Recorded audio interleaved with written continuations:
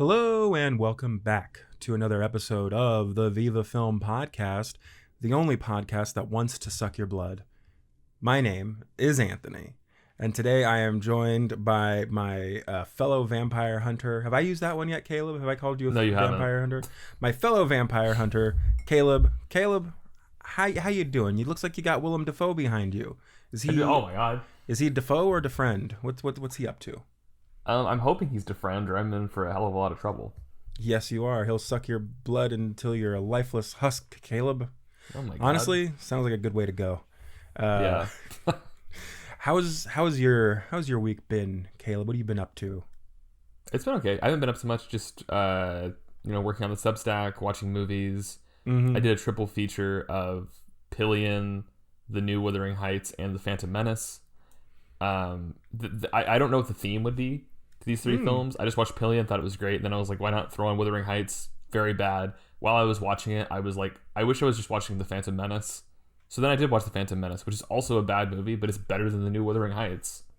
So, well, I guess those are bad in different ways, right? That is true, yeah. I think like The Phantom Menace is just bad in a kind of silly, goofy, ridiculous kind of way. Yeah. And I try not to think about Wuthering Heights because it makes me mad. So. Yeah, well, what if The Phantom Menace had a part where Sebulba or Jar Jar Binks just puts their fingers in egg yolks because it's sex, because it's ooh. Yeah, I don't know, but I didn't enjoy that adaptation of Wuthering Heights. I don't think there's been a good fantastic. one. I haven't seen Pillion yet, but I definitely want to check it out. Yesterday I went to the Marilyn Monroe exhibit at the Academy Museum, and that was a lot of fun. Yeah. Kind of emotional, Yeah. Since Marilyn had a very tragic life. But I highly recommend checking out that exhibit. If you're in town, if you're in LA, go check it out, and then go to the gift shop, and maybe you too can run into Sharon Osbourne like I did by accident. I don't want. Did you say anything? No, I have nothing to say to her. Thanks for keeping your husband alive long enough for me to see him live that one time. I guess that would be it.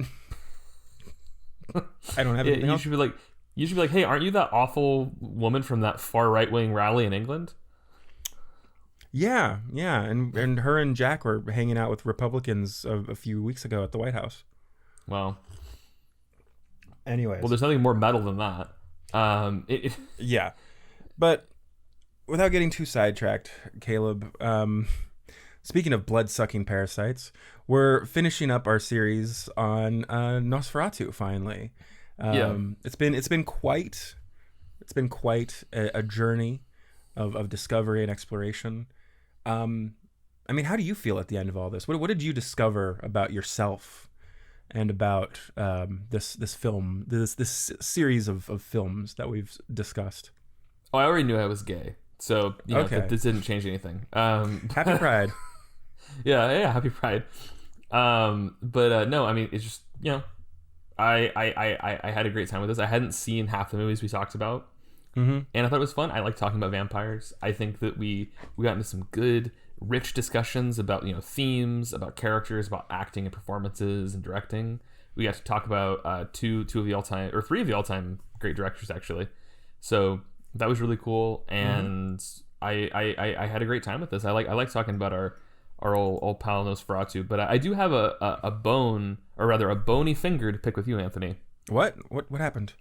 I sent you a very funny video about Nosferatu on Instagram the other day. Oh, you did? You did not. Yeah, and it said you saw it, and you did not respond to me at all. When was this? The other day, you said? This was Friday night. I sent you a photo of it was Nosferatu ordering at Chili's. I don't remember this. Yeah, are you sure that I saw it? Yeah, it says you've seen it, and then you just texted me about backrooms, and I was like, well, he's got backrooms fever. He does not care about this video I sent him. Well, I mean, the backrooms did have quite an effect on me, and that video will be uploaded, or will it have? I think it will already have been uploaded by the time this comes out. So go watch my backrooms video. Yeah, there's some weird timeline stuff going on here, Caleb. So yeah, I'll have seen the movie by the time it comes out, but I haven't seen it now. Wow. So yeah, this is like a Star Trek episode. Oh yeah. You sent it to me on Friday, you said? Yeah. I don't see it. Oh, here it is. I was like, what if I didn't send it to you? I sent it to like Ian or somebody. I don't know. Well, I'll watch it when we finish recording the episode. I'm sorry. No, it's fine. I just thought it was really funny, and I was like, dude, he did not like that. I fucking hate Chili's. What's your favorite? Not to make this feel like shot on film and not Viva film, but before we continue, what is your favorite item on the Chili's menu? I don't know. I don't ever go to Chili's. I'm a like Denny's guy. You know that. Oh, you are a Denny's guy. That's the whole origin of our friendship. Yeah, all roads lead to Denny's. Yeah. That's fucking stupid. What's fucking stupid? I just thought that was really funny because like all roads lead to Rome and all roads lead to Denny's. I don't know. I'm sorry. That was really funny. I've said that for years, Caleb.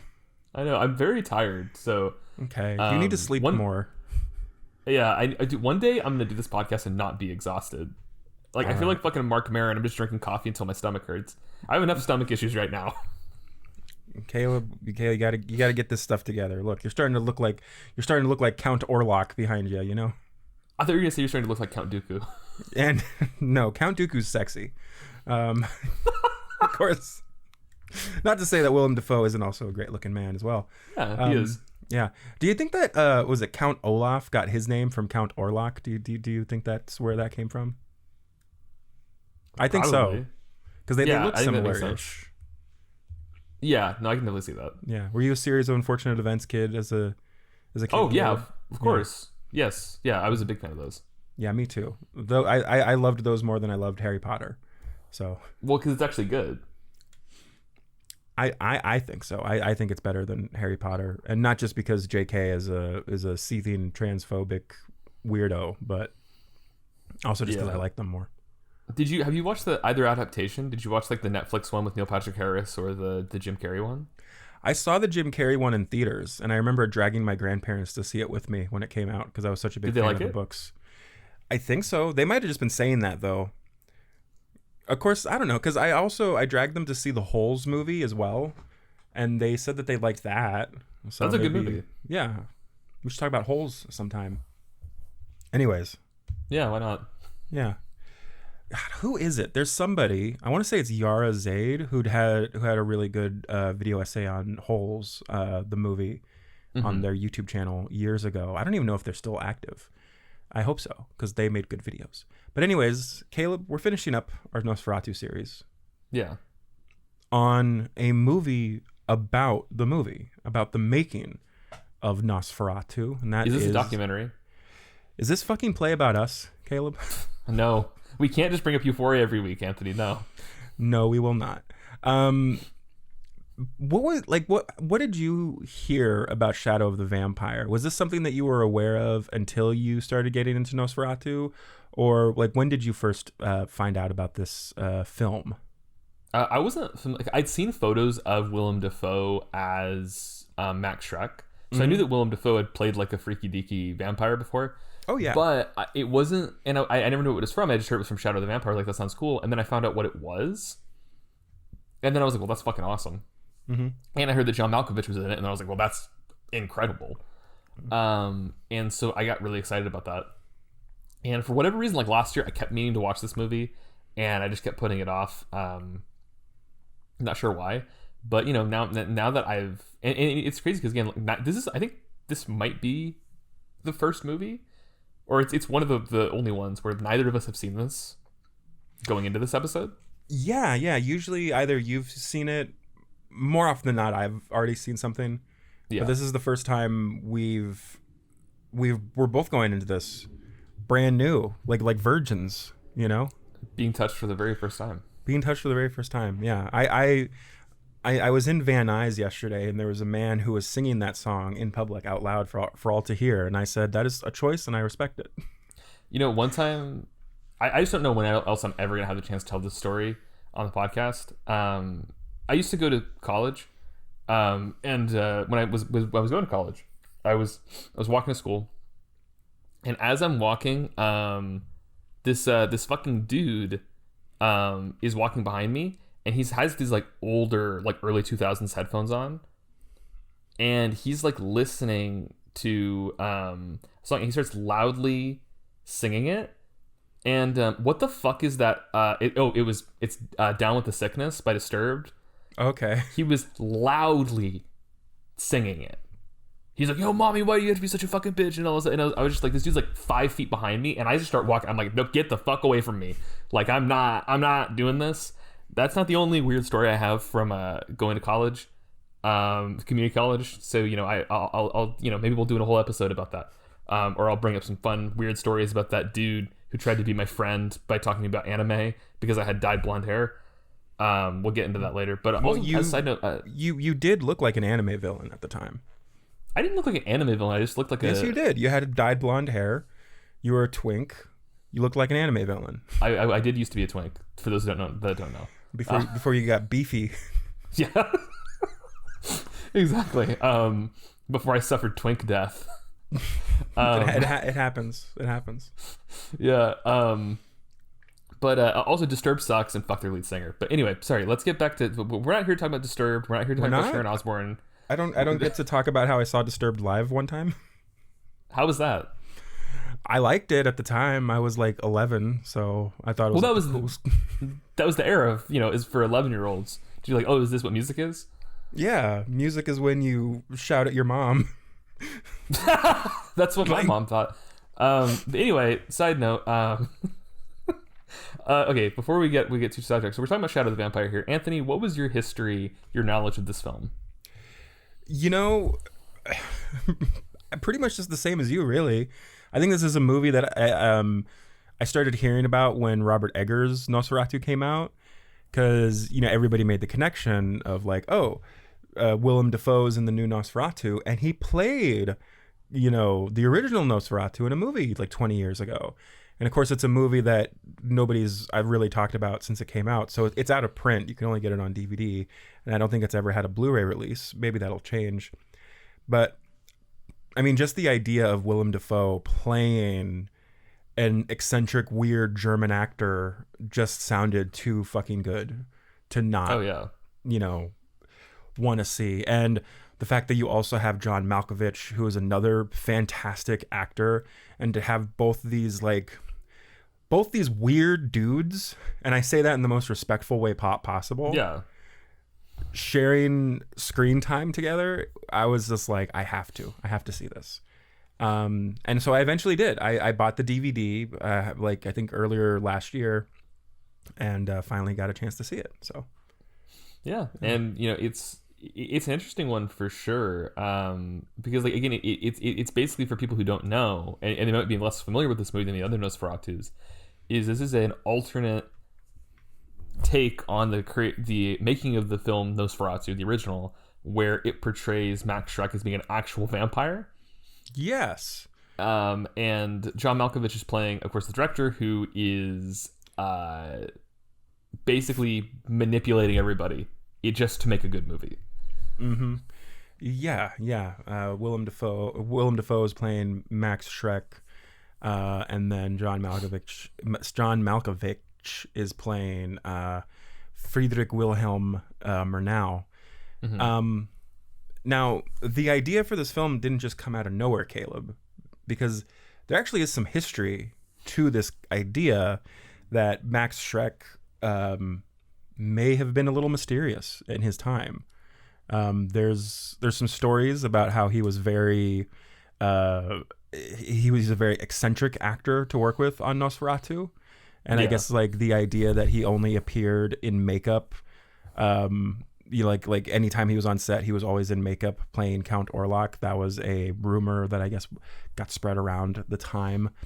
But there was this idea that he may have been like some supernatural being or something, or maybe some fiend, if you will, that he wasn't a normal actor like everyone else involved. There was this film critic, Edo Cairo, I don't know if I'm pronouncing that correctly, who wrote in the book Le Surrealisme au Cinéma. And he has this quote, and he says, Nosferatu is not a simple horror film. Its mystery goes beyond the frames of the screen. emanating from the production and the actors. The credits name the music hall actor Max Schreck as the vampire's performer, but it is well known that this information is deliberately untrue. No one has been able to reveal the identity of this extraordinary actor whose brilliant face made him forever unrecognizable. We made several assumptions. We talked about Murnau himself. What is hidden behind the character of Nosferatu? Could it be Nosferatu himself? And this was an idea that kind of got perpetuated during the middle century when Nosferatu was being rediscovered, because as we talked about in our first episode, the original film was essentially destroyed and banned, from being shown.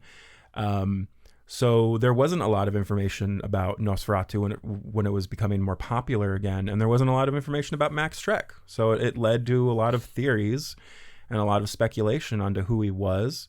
There was one theory that he may have been a different actor, and the title of Max Schreck the name Max Schreck was a pseudonym used. But of course we know now that that's not the case. Max Schreck was a well-known stage actor, and he acted in films up until 1936, which is when he passed away. And people did know who he was in Germany. There wasn't any mystery. Mm-hmm. It's just that there wasn't a lot of information about him outside of Germany, right? So that's kind of where this came from. So this film basically takes that idea, that concept, like who is Max Schreck, and it comes up with this idea that, like, well, what if he was a real vampire who was using the film as like a cover up to, suck the blood of young, beautiful actresses. Cool. Yeah. It's a good concept for a movie. Certainly. It is. Yeah. Yeah. And I do like that idea of kind of, like, first of all, I love movies about movies. I think that they can be a lot of fun and they can be very interesting. But yeah, this idea of taking this and kind of running with the most ridiculous out there kind of theories about a mysterious production. Yeah. Yeah, no, exactly. And should we properly introduce this film? Yeah, sure. While we get into it, we have The Shadow of the Vampire, directed by E. Elias Merhige, written by Stephen Katz, cinematography by Lou Bogue, edited by Chris Wyatt, starring John Malkovich, Willem Dafoe, Udo Kier, Carrie Elwes, Catherine McCormick, Eddie Izzard, Aidan Gillett, and Ronan Vibert. Sorry if I mispronounced that.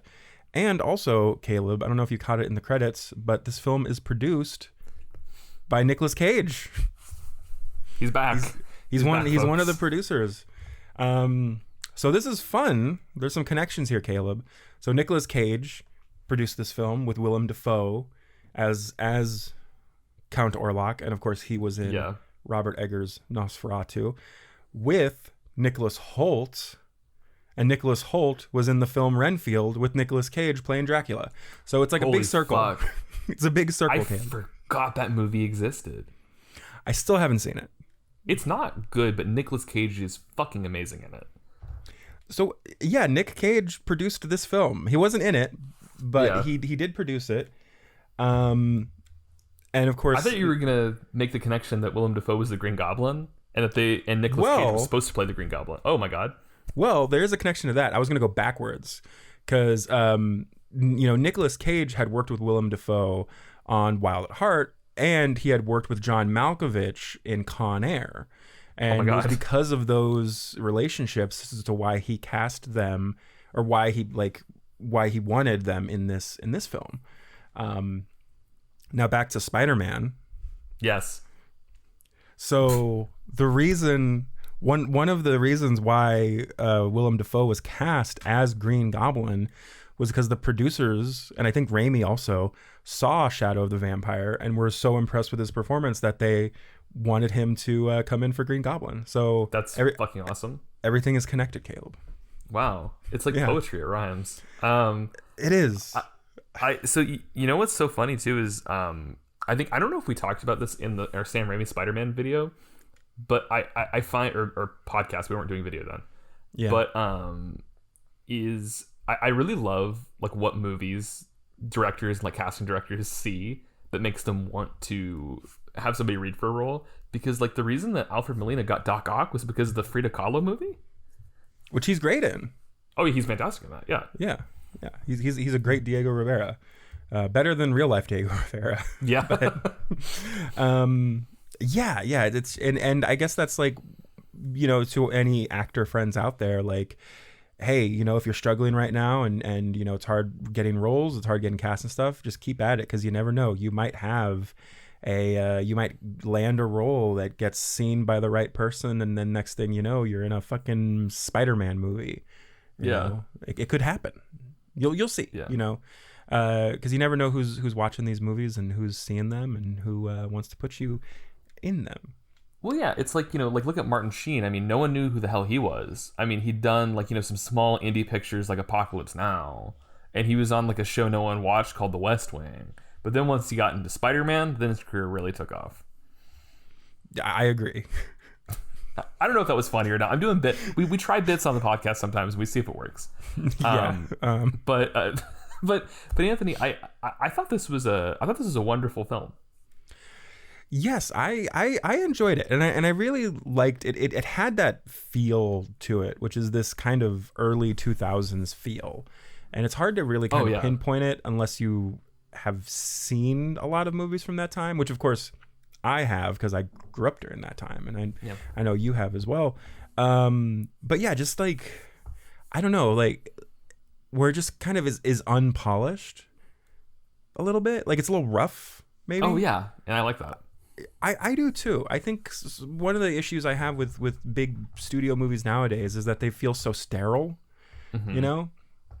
And this film feels like a real movie. It feels like a dirty little flick, you know? And I don't mean dirty like sexual, but I mean like, you know, they're like in a fucking garage, and they're, you know, in the middle of a castle, right? Yeah. But yeah, I really enjoyed this film. I loved the vibe and the setting of it, and I really liked you know, like I said earlier, like movies about movies, right? You see the making of this film, and even though it is a fictionalized account of the making of Nosferatu, it is still cool seeing it. Like there is still some truth to it, you know. They did do some research into the kind of like techniques and the you know, the equipment that was used during that time was accurate. You know, Nicolas Cage, who was a producer on this film, is a huge fan of German expressionist cinema. So, you know, it was cool. I think that he, you know, really pushed to have, you know, some accuracy there. But of course, the performances, we've already touched on it. But I mean, John Malkovich, fucking great as Friedrich Wilhelm Murnau. We haven't really talked about Malkovich on here, really. No, I mean, it's a crime. What is your impressions of Malkovich, and like what is your history with him? My history with John Malkovich is I want to give him a big old kiss on the lips. No, it's my history with Malkovich is I wasn't like, I was always familiar with him and I always thought he seemed cool, and then I watched Being John Malkovich for the first time, and that is a movie with a capital O. Nice. Thank you.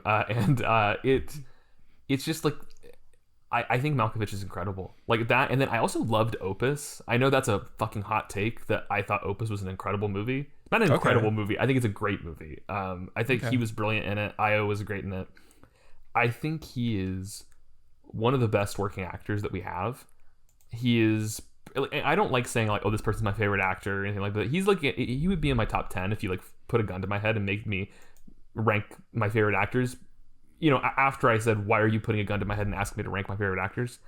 But I think Malkovich is incredible. I think he has this presence. He has this incredible presence. He's got his line deliveries, the way he moves his face, very into. I famously do a really good John Malkovich impression that I use to annoy my girlfriend. Okay. And not that because she also loves John Malkovich, so I sometimes will do that. She doesn't like it's my John Malkovich and my Adam Sandler impression. My Adam Sandler impression I will never do on the podcast because no one ever knows. I mean, that sounds terrifying, actually. Yeah, it's really good. But I'm sorry. Just to finish my thought real quick. I think that what Malkovich is able to do in this film is, I think he has the best performance in the movie, which I was not expecting. I love him, but I was going into this like, oh, Willem Dafoe's playing a little freaky guy, but I feel like I wasn't even thinking about the fact that John Malkovich, because when I started the movie and the credits were rolling, I was like, holy fuck, John Malkovich is playing a German director. I didn't realize that until right when I started, and I was like, oh, now I'm in for a fucking treat. And just the way he like talks when he's directing, where he's like, okay, how do you feel? How do you feel about eating next to him? Does it make you happy? Or is it like the kind of stuff he says when he's directing? It's enthralling. Like, you can't keep your eyes off the screen whenever he's doing anything. It's fucking incredible. I'm so sorry. You were going to say something before. No, I was just going to ask if you've seen Rounders with Matt Damon, where he's, he's a poker shark. Go check that out. Malkovich has an incredible role. I've been meaning to watch that one for years. Yeah. Okay, so here's like a fun little aside. You and I, as we've mentioned in the podcast before, you and I have both directed actors in projects. Yeah. How do you feel about Malkovich's directing style in this movie as Friedrich Wilhelm Murnau? Now, of course, because they were making a silent film, he can talk to them and give them directions during the shot, which we haven't really done. I think I did it with OJ when we did Life Sucks. There was like a clip where I was kind of telling them, like, oh, I was giving suggestions to them. Something. Yeah. I don't know if you remember that. I do not actually. Okay. We ended up not using the take, but it was a take. But yeah, how do you feel as a director yourself, seeing him direct in this movie? I mean, he definitely got results, not in a way I would ever do, where he tricks his actor into cutting himself. Yeah. And he even literally he orchestrates the death of a couple people just to get shots. But some of it, like some of the suggestions, like when he's like, how does it feel eating dinner next to him? Like that kind of stuff I like. And I find interesting, and I think that is good direction. But then of course, even when he's like yelling at Max Schreck at the end, it's like, I know that Max Schreck is, in the context of this movie, is like a vampire who's like eating people. I think it was a little mean. I think it's mean to yell at him and call him like a worthless vampire. That's not nice. You can't, don't act like David O. Russell. Yeah, you shouldn't yell at your actors even if they are vampires, Yeah. But yes, I would say ultimately, like what I always say is, if as a director you can't treat your actors with respect and you can't be normal, then I don't think you're actually a good director. Well, Caleb, you've just like eliminated 90% of male directors. Did I stutter? Like, you can be a great filmmaker and not be a good director. Just like you can be a good director and not be a good filmmaker. That's one of the hottest takes I have. Yeah, I'm trying to figure that out. No, so this is my point, right? Okay. He's like, look at like Alfred Hitchcock. Okay. Is like, I think he was an incredible filmmaker. Obviously, he made some of my favorite movies. He was a piece of shit on set, and I don't think that makes you. I think if you can't be normal with your actors, I don't think you're actually a good director. Like, I think he's a great filmmaker. Okay. But then look at the opposite side. I'm gonna say something. I think Zack Snyder is actually a very good director. He treats his cast incredibly well. He's respectful. I think everyone knows what he needs to do. As a filmmaker, not really my jam. Okay, I understand what you're saying. You're talking about like the relationship that directors have with their actors, which is one of their primary jobs, is to get the performance from the actors. Okay. Yeah. No, I agree. Yeah. I mean, Alfred Hitchcock, I mean, it's not a secret how he treated his female leads, the women who were in his films. For some reason, he wasn't that way with the men. I wonder why. Yeah. No, I get what you're saying. Yeah. And like, based on what I've heard about Zack Snyder as well, like, he does seem like a really cool guy to work with. And I don't know, would I work on one of his movies? Maybe for a paycheck. Absolutely. Right. But yeah, I'm not a big fan of his movies. Not really. I'm not into the Rebellious Moons. I'm sorry. All-time theater going experience though. I would say for us. It was one of them, yeah. I really want Sofia Boutella to be in good movies. I love her. She's wonderful. She's the best. Yeah, I mean it is a lot of fun seeing John Malkovich play a director, a filmmaker, you know. Oh yeah. I think he does it in a way that's really fascinating and fun to watch, and he's just fun to watch, right? Just like the man who is peering over your shoulder right now, menacingly at me, Willem Dafoe, who was nominated for an Oscar for this role. Yeah. Only one of 2 Oscars that this movie got nominated for, the other, I believe, being makeup. That makes sense. Yeah, Willem Dafoe, who is one of our favorite actors. I love Willem. I don't think I've ever seen him in a movie that I didn't like. I just think he's one of the greats, really, genuinely. Yeah. And I'm so happy to be alive at the same time that he's around making movies. Yeah, I mean, anytime he comes out as Count Orlok and he has his fingers and he's just like doing his little thing and he's like, ha, you know, he's like, Yeah. I don't know, he's doing something. It's fucking great. It's fucking, it's so much fun. And I love that he does like the movements as well, even when he's not like acting in the film. Yeah. That's just how he is. It's wonderful, and it's so much fun. What did you think of Willem Dafoe and his performance in this film? Oh, it was brilliant. Like, I just think that there's these little moments too of like this humanity he has, where people will like try to have like a regular conversation with him, and be like, "How did you become a vampire?" Like jokingly, he's like, "I don't remember." Or it'll be like, you know, well, what was your name before that? I don't remember, you know. And at one point he talks about how he feeds the way that old men pee, where he's like, sometimes it's a little bit, and he's like, sometimes it's all at once. Yeah. And he like talks about how old he is and how he's just like exhausted, like he's been a vampire for so long. And it's a really cool, it's always the thing I like with like writing like immortal characters, is how like what that is. And there's a million different ways you can write it, but like just the fact that he's just so old that it's like he has no memory of like what he was before. It's kind of, he's just a hunger. He knows that he misses the sun and is like curious about it. And that's also one reason that he ends up, you know, the big plot, the way that they were able to that Malkovich was able to convince him to be in this movie, was with the reward of, you know, he was going to let him eat Catherine McCormick's character. And I thought that was really fascinating, and also the way that they don't tell you that up front, because he like just sees the locket of her character, and then he just starts like going off script and just being like, "Oh, that's who that is," you know, and like, and you're just kind of like, "Oh, okay," and then you're like, "Wait, is that why he's here?" And it is. Yeah. And it's also really great, like, because it's like that's what Nosferatu, the movie, is about, is him trying to get Ellen, and so then you have. That's also like the narrative in this movie, is that the actor is going after the actual actor. It's actually really clever. I think it's a really smart way to write it. Yeah, I do like how they kind of incorporated elements from the original silent film into this film as well, and you know, it makes it feel like it's more than just a gimmick. Because I feel like if done badly, this movie could have come off as just like a gimmicky type of film.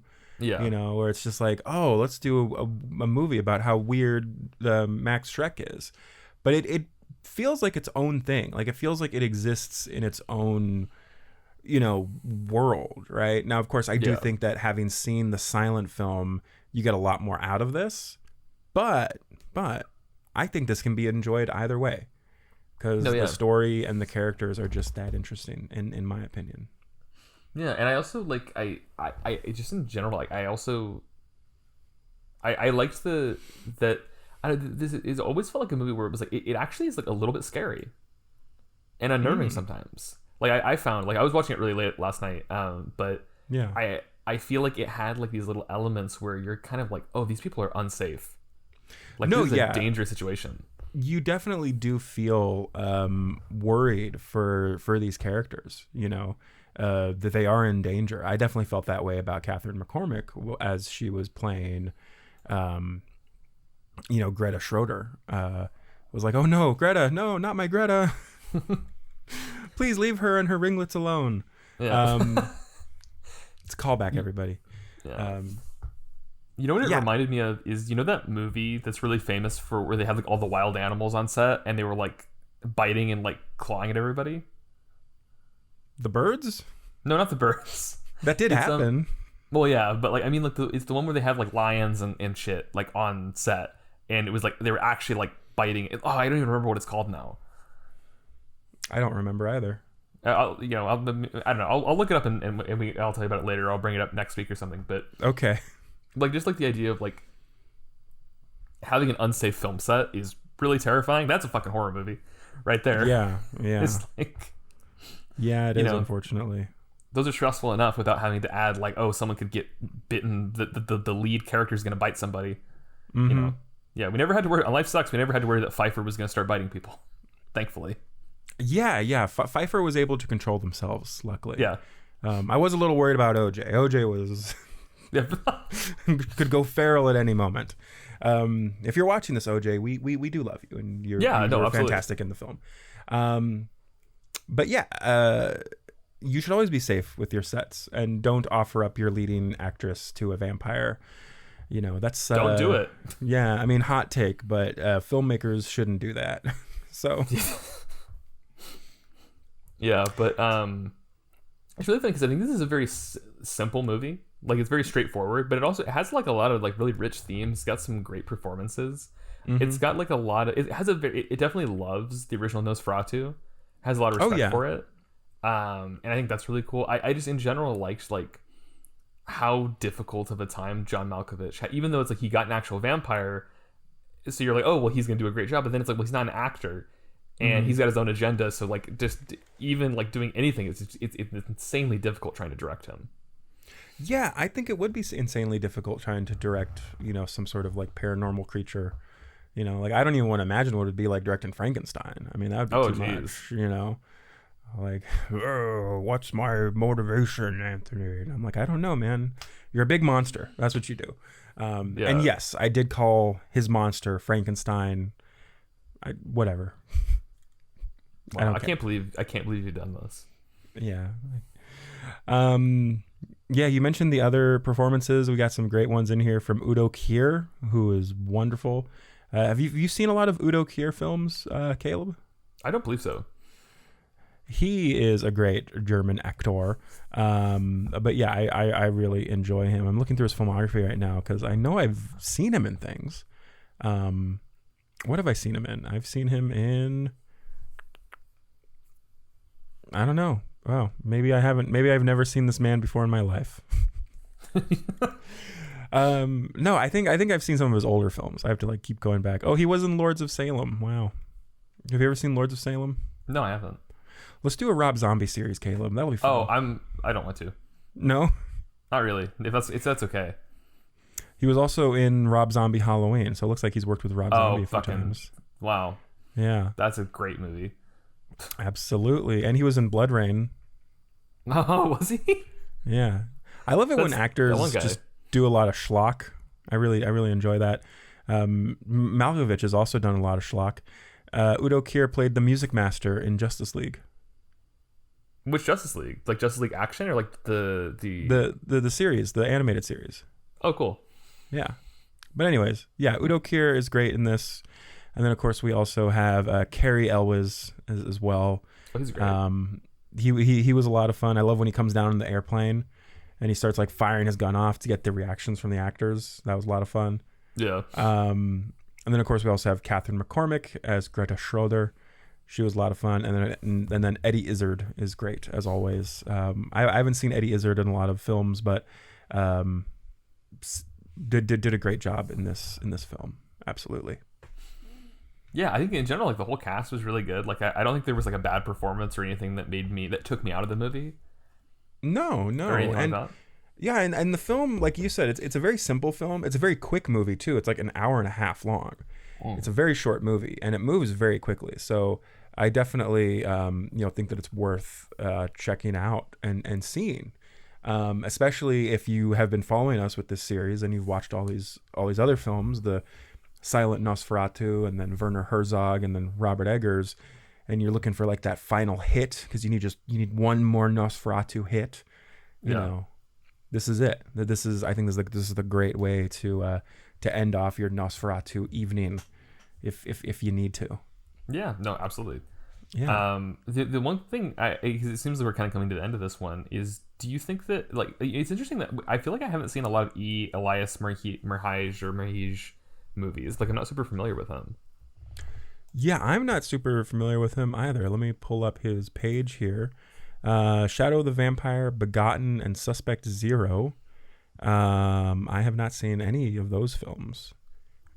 Yeah, seems like oh, he worked on some Marilyn Manson videos. Oh no, I don't like that. Yeah. Well, okay. So it looks like he's like a music video director, and he did some stuff afterwards. Seems like he does music videos. That's his thing. Okay. Yeah. Huh. But he did a great job here. Yeah. Yeah. Yeah, anything else we want to say about the Shadow of the Vampire before we I mean, and any last thoughts on Shadow of the Vampire? I think it has a lot to say about just like how I think that directors and filmmakers, sometimes like in order to make something feel authentic, they go too far. Like obviously, like by the end of this movie, like so many people are dead, and he just like keeps rolling because he's like obsessed with like making everything work and making everything feel real. And I think there's an important lesson to be learned that it's like, yes, it's great to make art. It's great to make art that feels authentic, but you can't like let that destroy the lives of like your actors and people around you just to make something feel real. Yeah, exactly. No, I agree. So this is a movie about an infamous film. Is there any other movies that should be made about movies? Like what? Oh, is there a film that comes up where you're like, I want to see a movie made about that production? Terminator Salvation. Terminator Salvation. Is that the one where Christian Bale yells at the cinematographer? Yeah. Well, the good for you. Cinematographer is as Tall Girl, by the way. Hell I yeah, think that's dude. fun. I'm trying to think. Oh man, there's like lots of really interesting. That's one for sure. Oh god, I'm trying to think of other ones off the top of my head. I'm totally blanking right now. What about you? I have no idea. There was a book that was written a while ago, but it was about the making of Breakfast at Tiffany's.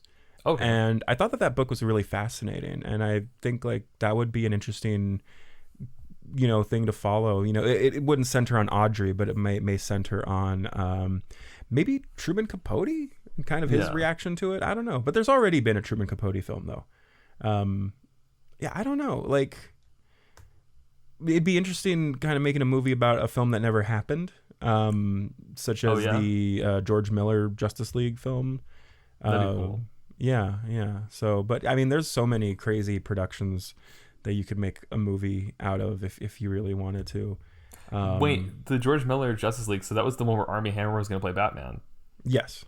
So what? Were you're just going to have like you'd have a scene where like the actor playing Armie Hammer's like come out of his trailer or somewhere, and he's like wiping his mouth of like blood or something, allegedly.